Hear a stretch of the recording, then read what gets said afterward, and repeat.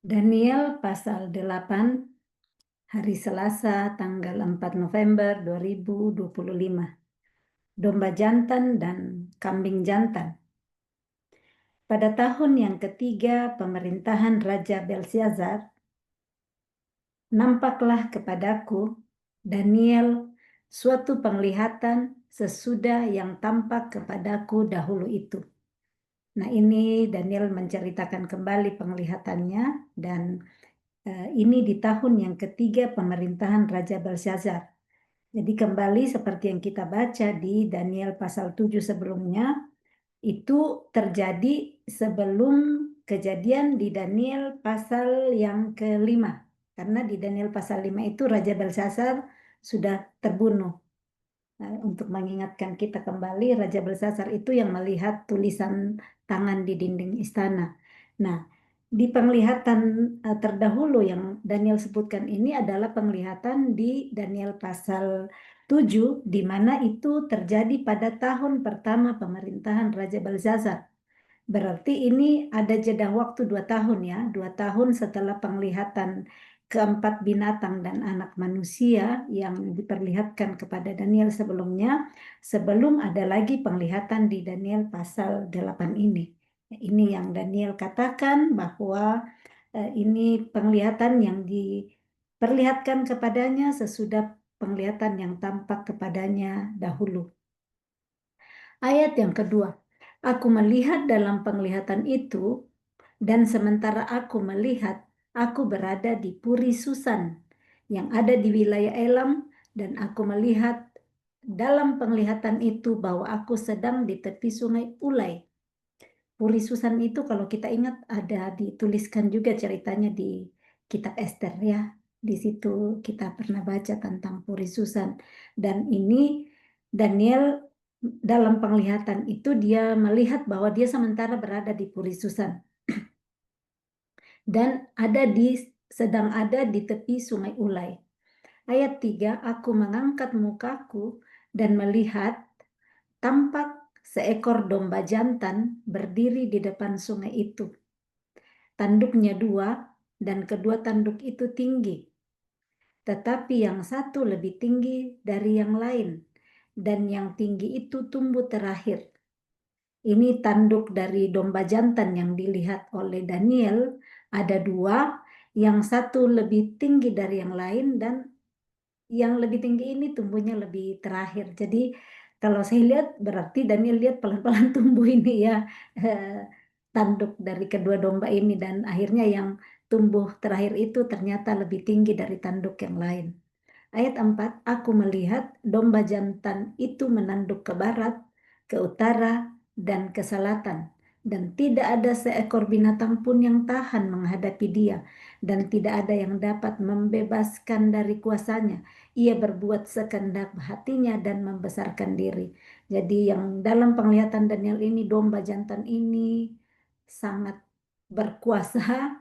Dia lakukan apa yang dia mau, sekehendak hatinya saja dan tidak ada seekor binatang lain pun yang tahan menghadapi dia. Betapa berkuasanya ini domba jantan yang dilihat Daniel dalam penglihatannya.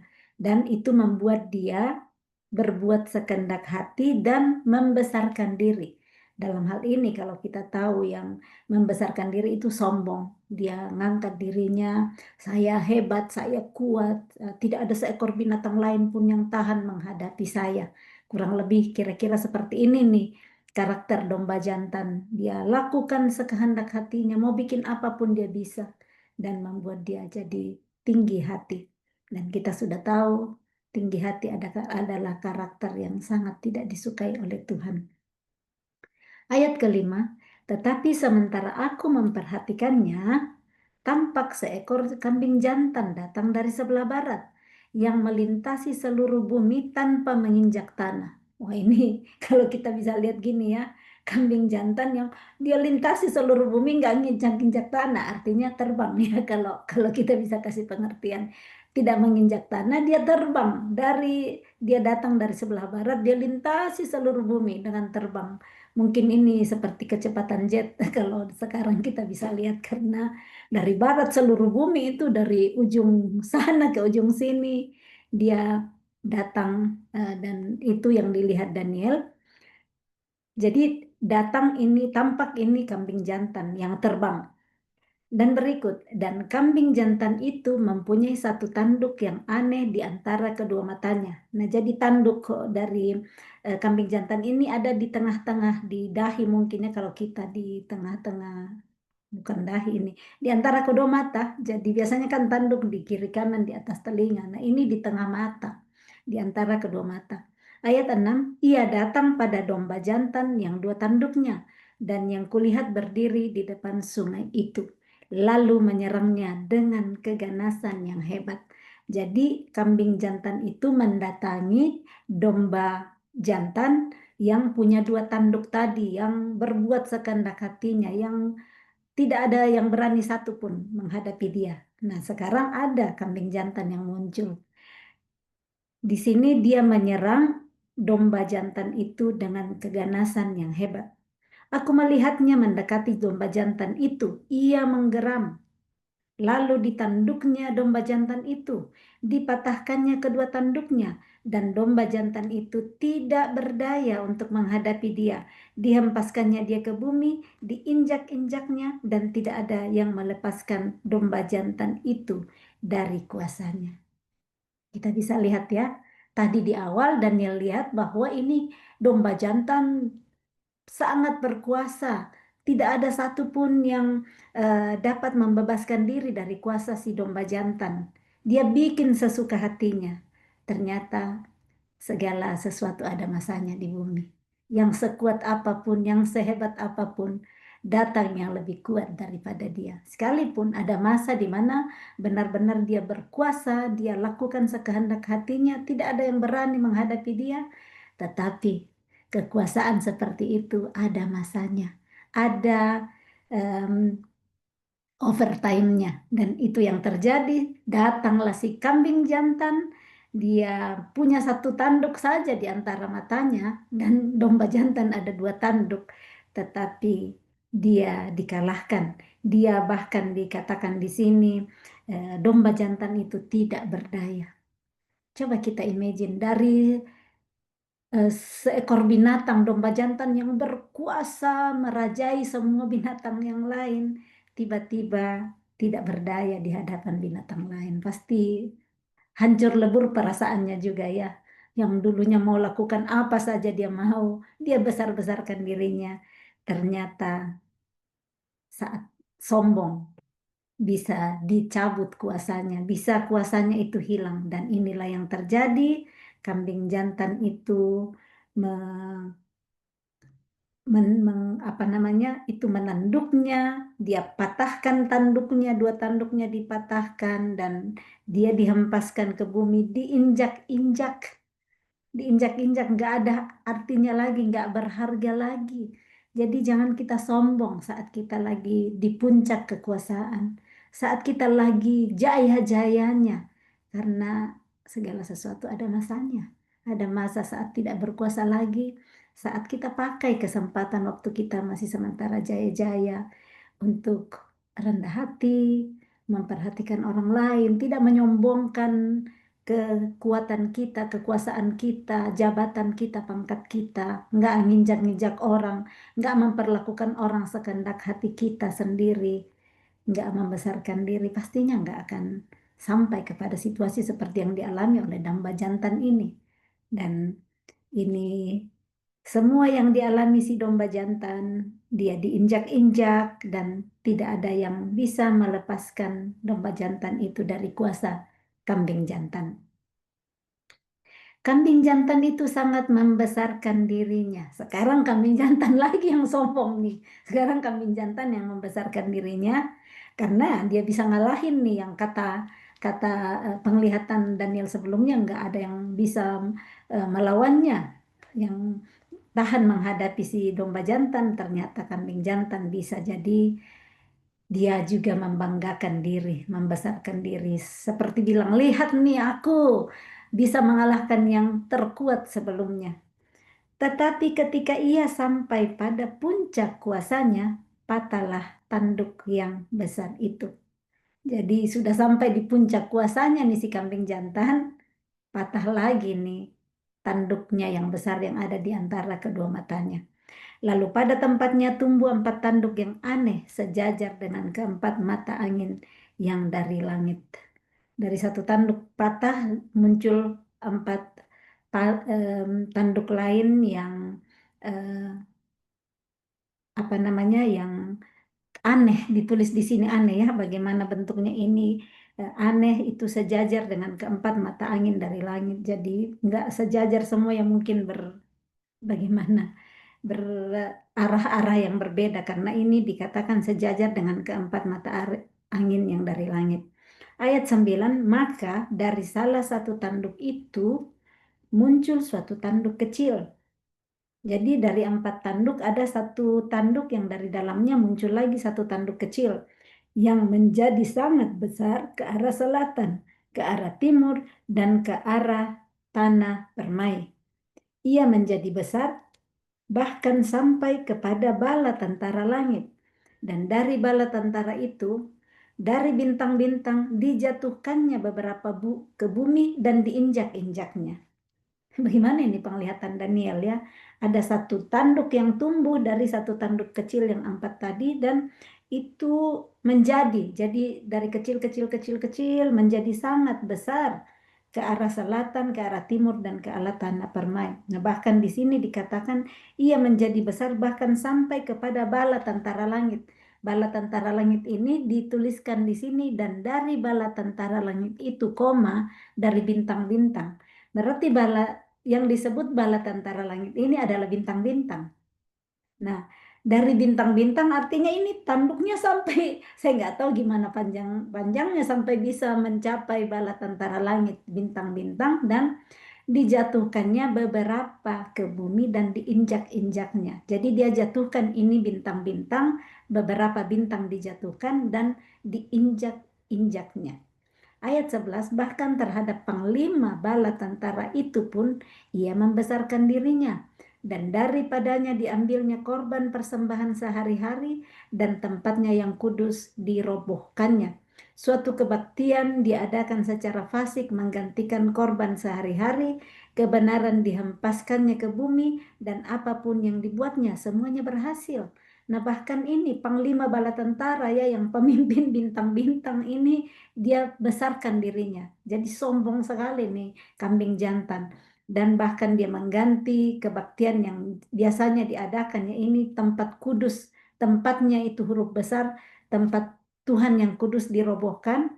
Dan bahkan kebaktian yang diadakan secara fasik menggantikan korban sehari-hari. Dilakukan yang tidak lagi memuliakan Tuhan, dalam hal ini dari kata daripadanya, membesarkan dirinya, dan daripadanya diambil korban persembahan sehari-hari. Korban yang harusnya dipersembahkan kepada yang maha tinggi, huruf besarnya tadi Tuhan. Dan kita lihat kok apapun yang dibuatnya semuanya berhasil. Ternyata berhasil juga apa yang dilakukan di dalam kesombongannya. Ayat 13, kemudian kudengar seorang kudus berbicara, dan seorang kudus lain berkata kepada yang berbicara itu. Berarti ada 2 orang kudus yang sementara berbicara. Sampai berapa lama berlaku penglihatan ini? Yakni korban sehari-hari dan kefasikan yang membinasakan, tempat kudus yang diserahkan, dan bala tentara yang diinjak-injak. Maka ia menjawab, sampai lewat 2300 petang dan pagi. 2300 petang dan pagi, 2300 hari. Lalu tempat kudus itu akan dipulihkan dalam keadaan yang wajar. Karena tempat kudus ini sudah dirobohkan, sudah diperlakukan kebaktian-kebaktian yang fasik, menggantikan korban sehari-hari yang sebenarnya. Kebenaran dihempaskan ke bumi. Dan ini orang kudus yang bertanya, sampai berapa lama? Dan ini dikatakan 2300 hari, 2300 petang dan pagi. Dan nantinya tempat kudus itu akan dipulihkan dalam keadaan yang wajar. Ini masih penglihatan semua ya, penglihatan Daniel. Ayat 15, sedang aku, Daniel, melihat penglihatan itu dan berusaha memahaminya. Daniel berusaha dengan segala macam ilmunya, dengan segala macam hikmat yang dia sudah dipercayakan Tuhan kan sebelumnya. Daniel dipercaya untuk menerjemahkan mimpi, mengetahui mimpi. Daniel sudah dipercaya seperti itu, dan saat dia sendiri diberi penglihatan, ini vision yang kedua, penglihatan yang kedua, setelah yang pertama di Daniel 7, di Daniel 8 ini, dia berusaha memahaminya. Dia berusaha untuk mengertinya. Nah, saat dia berusaha itu, maka tampaklah seorang berdiri di depanku yang rupanya seperti seorang laki-laki. Dan aku mendengar dari tengah sungai Ulai itu suara manusia yang berseru, Gabriel, buatlah orang ini memahami penglihatan itu. Jadi kalau kita bisa ngerti tadi, Daniel berusaha memahami seperti biasanya kan Daniel tanya Tuhan, Tuhan, apa maksudnya ini? Waktu Nebukadnezar tanya dia tentang mimpinya, dia tanya Tuhan, Tuhan apa mimpi dari Nebukadnezar? Apa maksud Tuhan memberikan mimpi itu dan apa maksudnya? Dan ini dia berusaha memahaminya, pasti di dalam proses berusaha memahami mimpinya itu, penglihatannya, dia minta kepada Tuhan, Tuhan tunjukkan, dan Tuhan kirim ini ya, dilihat tampak berdiri di depannya. Tuhan kirimkan wakilnya untuk membukakan, memberikan pengertian untuk memahami penglihatan itu. Yang dituliskan di ayat 16 dikatakan ada suara manusia yang berseru, Gabriel, buatlah orang ini memahami penglihatan itu. Tuhan kirim malaikatnya, malaikat Gabriel, untuk memahami penglihatan itu buat Daniel. Ayat 17, lalu datanglah ia ke tempat aku berdiri, dan ketika ia datang, terkejutlah aku dan jatuh tertelungkup. Lalu ia berkata kepadaku, pahamilah anak manusia, bahwa penglihatan itu mengenai akhir masa. Daniel diberi pengertian, pemahaman bahwa yang dia diperlihatkan itu adalah mengenai akhir masa. Sementara ia berbicara dengan aku, jatuh pingsanlah aku, tertelungkup ke tanah, tetapi ia menyentuh aku dan membuat aku berdiri kembali. Jadi ini dalam kesadarannya sekarang, Daniel sudah selesai penglihatan dan dia melihat ini seorang yang berdiri di depannya, rupa seperti seorang laki-laki. Dan itu saat dia didekati, diberitahu bahwa itu adalah penglihatan mengenai akhir zaman, dia jatuh pingsan. Mungkin ketakutan ini Daniel sampai dia jatuh pingsan, tertelungkup di tanah. Tetapi ia menyentuh aku dan membuat aku berdiri kembali. Hal-hal baru yang belum diketahui Daniel sebelumnya saat diberikan penglihatan, diberikan pemahaman kepada dia. Sebagai manusia pada saat itu dia tidak sanggup melihatnya, dia pingsan, tertelungkup ke tanah. Tetapi kekuatan dari Tuhan melalui malaikatnya itu dia sentuh dia lagi, disentuh Daniel, dan Daniel bisa kuat kembali untuk berdiri. Ayat 19, lalu berkatalah ia, ku beritahukan kepadamu apa yang akan terjadi pada akhir murka ini, sebab hal itu mengenai akhir zaman. Ayat 20, domba jantan yang kau lihat itu dengan kedua tanduknya ialah raja-raja orang Media dan Persia. Nah, kita lihat nantinya setelah Belshazzar mati, ada Darius dari Media yang menggantikan dia. Nantinya datang lagi setelah Darius, ada dari Persia yaitu Kores. Nanti kita akan baca di pembacaan berikutnya. Jadi kedua tanduk itu adalah raja orang Media dan Persia. Dan kambing jantan yang berbulu kesat itu ialah raja negeri Yunani. Ternyata nantinya yang kambing jantan yang menginjak-injak domba jantan itu adalah raja negeri Yunani. Dan tanduk besar yang di antara kedua matanya itu ialah raja yang pertama. Dan bahwa tanduk itu patah dan pada tempatnya itu muncul 4 buah, berarti 4 kerajaan akan muncul dari bangsa itu, tetapi tidak sekuat yang terdahulu.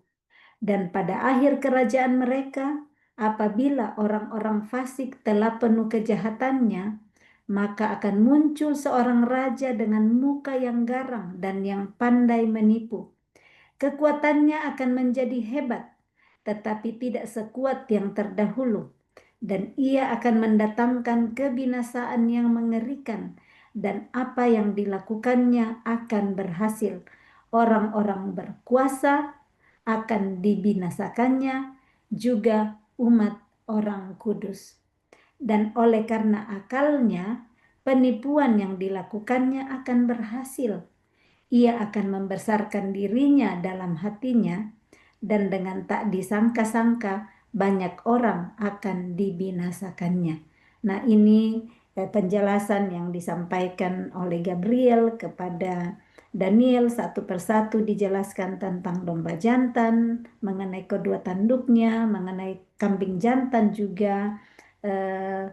Tanduk yang pertama di antara kedua matanya itu ya raja yang pertama, dan tanduk yang patah itu yang menandakan ada 4 kerajaan yang akan muncul. Dan pada akhir kerajaan ini yang dikatakan orang-orang fasik itu telah penuh kejahatan, maka akan muncul seorang raja dengan muka yang garang dan yang pandai menipu. Itu tadi yang dikatakan semakin membesar ia tumbuh dari salah satu dari keempat tanduk itu, yang ternyata nantinya tanduk ini apa yang dilakukannya berhasil. Tadi kan kita udah baca di ayat 12, apapun yang dibuatnya semuanya berhasil. Bahkan orang-orang berkuasa akan dibinasakannya, juga umat orang kudus. Tadi kan yang dia menjadi besar bahkan sampai ke bala tentara langit, bahkan menjatuhkan beberapa bintang ke bumi. Nah, ini yang menandakan orang-orang kudus yang juga masuk di dalam kuasanya dan dibinasakan. Nah, ayat 25, dan oleh karena akalnya. Jadi ini tadi dikatakan dia garang dan pandai menipu. Akan ada seperti yang kita baca di Perjanjian Baru, akan ada nabi-nabi palsu, akan ada sepertinya kekuatan-kekuatan besar dengan akal-akalannya, dengan tipuannya.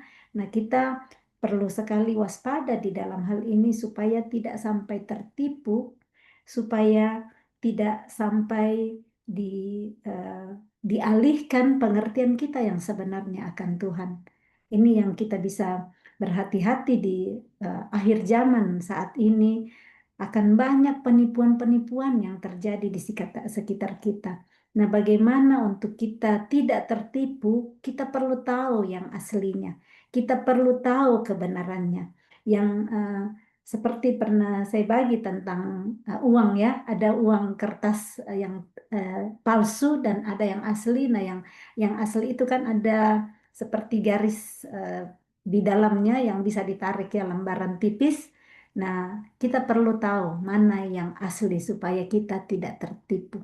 Begitu banyaknya penipuan-penipuan yang ada sekarang ini di media, di semua hal-hal yang begitu gampang bisa kita tahu sekarang. Berhati-hatilah supaya tidak tertipu. Dan ini dikatakan, sudah diberitahu Daniel bahwa orang-orang berkuasa akan dibinasakannya, juga umat orang kudus. Berarti orang kudus pun bisa tertipu. Nah, kita perlu untuk berusaha dengan belajar, dengan bertanya kepada Roh Kudus supaya kita tahu pengertian yang sebenarnya, supaya kita tahu kebenaran, supaya kita tidak masuk di dalam umat orang kudus yang tertipu. Ayat 25, dan oleh karena akalnya, penipuan yang dilakukannya akan berhasil. Akan pintar sekali membolak-balikkan kata, akan pintar sekali datang dengan fakta-fakta yang kalau kita tidak pegang dan tidak tahu kebenaran yang sesungguhnya, kita akan tertipu. Dan tipuannya akan berhasil. Karena yang dikatakan di sini, oleh karena akalnya. Tetapi kalau kita pegang firman Tuhan, roh Tuhan Allah yang ada padaku jauh lebih besar dari segala roh yang ada di dunia, roh akal-akalan seperti ini, akal bulus yang mau menipu, kita bisa lolos dari penipuan. Nah, ini sudah diberitahukan sebelumnya untuk kita waspada, berjaga-jaga, berhati-hati. Tuhan Yesus sudah memberitahu di pembacaan kita di kitab Markus kepada murid-muridnya untuk tetap berjaga-jaga karena roh memang penurut tetapi daging lemah.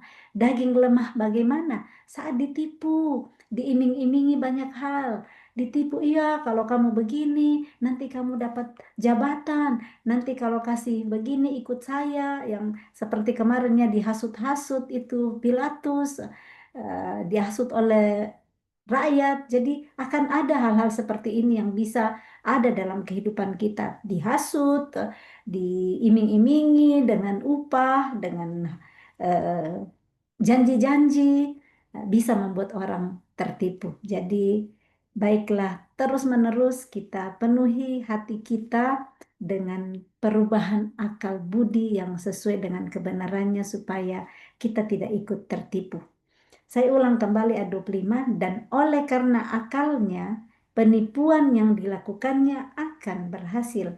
Ia akan membesarkan dirinya dalam hatinya, dan dengan tak disangka-sangka banyak orang akan dibinasakannya. Juga ia akan bangkit melawan raja segala raja. Huruf besar ini raja segala raja.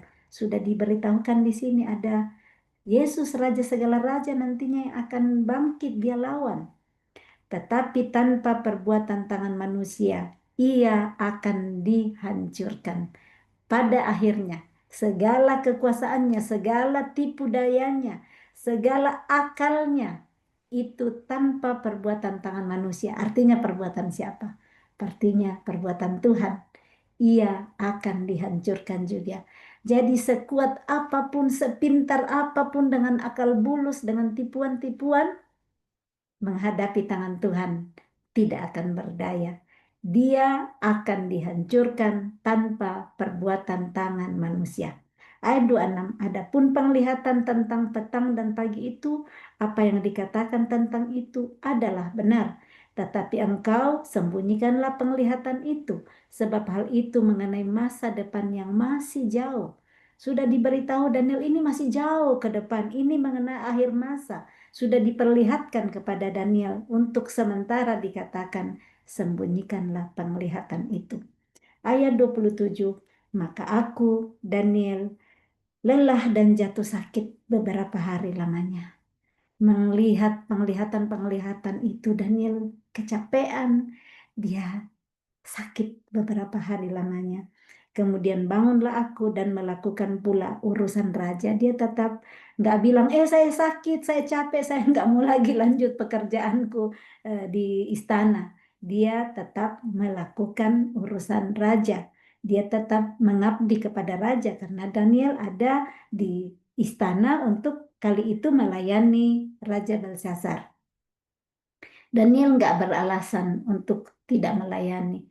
Daniel nggak pakai sakitnya atau capeknya. Dia bisa bilang, aduh Raja, saya baru habis dapat penglihatan nih. Ini banyak sekali dan berat untuk saya. Saya nggak bisa kerja ya untuk beberapa lama. Daniel nggak seperti itu. Dan aku tercengang-cengang tentang penglihatan itu, tetapi tidak memahaminya. Masih dikatakan di sini dia tercengang, tidak memahaminya. Sudah diberitahukan ya tadi, pemberitahuan sudah dibukakan oleh Gabriel, tetapi saya nggak ngerti kenapa di awal, di akhir ini masih dikatakan, aku tercengang-cengang tentang penglihatan itu, tetapi tidak memahaminya. Pastinya dari eh, semakin jauh nanti kita akan lihat bagaimana dia Daniel semakin dibukakan pengertian untuk penglihatan-penglihatan yang diperlihatkan kepadanya. Amin. Salam kasih, Tuhan Yesus memberkati. Shalom.